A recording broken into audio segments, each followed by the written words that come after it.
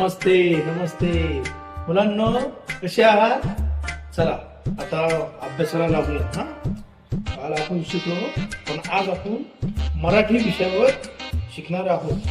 धडा नंबर 7 वाऱ्याची झुळूक. काढा पुस्तक, चला पटापटा. तर शिकवण्याआधी मी तुम्हाला सांगतो की वाऱ्याचे प्रकार तुम्हाला माहिती किती आहे?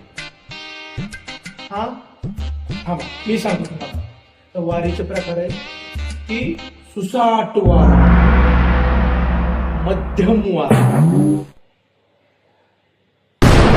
वारा आणि एक असतो तो सौम्य.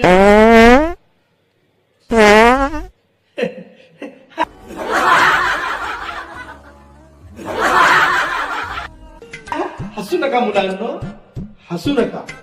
ही तर निसर्गाने दिलेली टिपाणी आहे.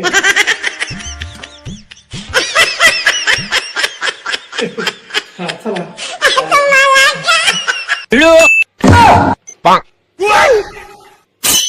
खत्म. Bye bye, tata, good bye.